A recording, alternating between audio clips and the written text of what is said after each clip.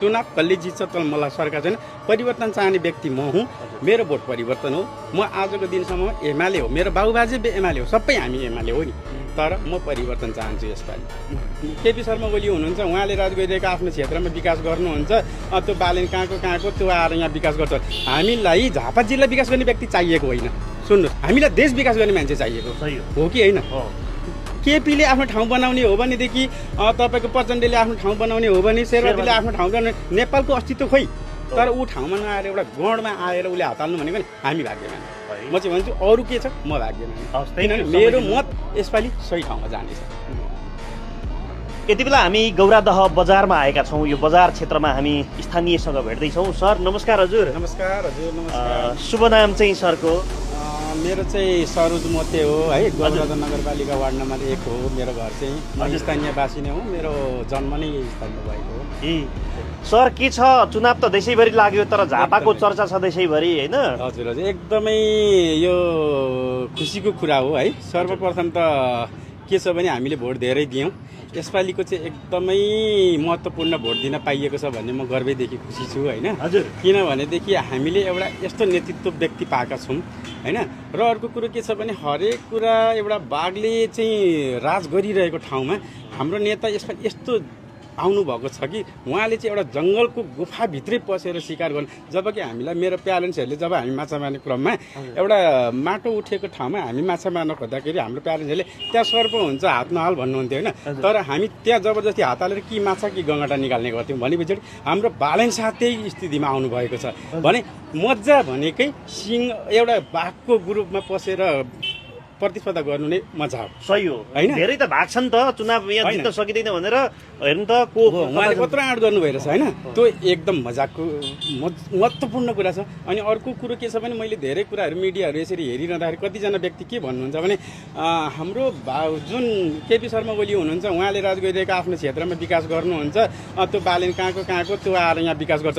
हामीलाई झापा जिल्ला विकास गर्ने व्यक्ति चाहिएको होइन। सुन्नुहोस्, हामीलाई देश विकास गर्ने मान्छे चाहिएको हो कि होइन?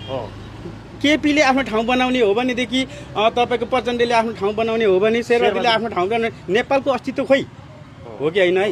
तपाईँहरूलाई कस्तो लाग्छ? हुम्ला जुम्ला कहिले बन्ने? त्यस कारणले गर्दा हामीलाई बालेन कहाँको मान्छे हो, किन ऊ नेपाली नागरिकता होइन र?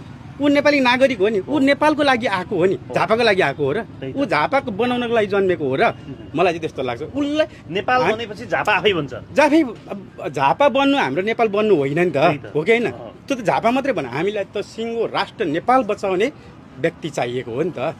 त्यस कारणले गर्दा ऊ कहाँको भन्ने ऊ चाहे जहाँसुकै एउटा नेपाली नागरिक त हो नि, हो कि होइन है? मैले चाहिँ यसरी बुझ्छु। त्यस कारणले गर्दा म एकदम कति गौरादह बजार यो सचेत यो शिक्षित समाज यो यति सुन्दर बजारले बालेन शाहलाई माया गर्छ कि घृणा गर्छ कि छ? एकदम तपाईँले देखिहाल्नु भने उहाँ नि एउटा तपाईँको नोमिनेसन दर्ता गर्न आउँदा उहाँको माहौल देख्नुभयो नि भने चुनावी माहौलको लागि यदि अहिले उहाँले चुनावी माहौलको लागि एउटा जुलुस मात्रै यहाँनिर निकालेर भोट कार्यक्रम गर्नु भने सारा झापा उर्लिन्छ।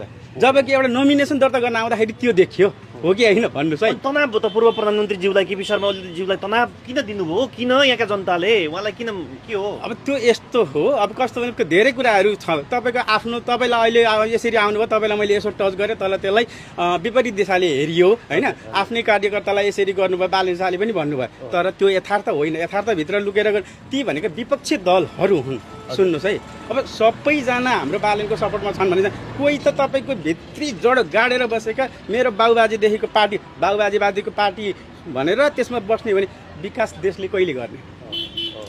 विकास परिवर्तन चाहन्छ जनता हो कि होइन? नेपाली पुस्ता अलिक सचेत भयो होइन? भइसक्यो, धेरै नै भइसक्यो। पहिलेको चाहिँ के हुन्थ्यो भने हाम्रा चिनजानका कतिपय पनि दाजुभाइमै झगडा हुने पार्टीको विषयमा, यो पार्टी मेरो यो पार्टी तेरो।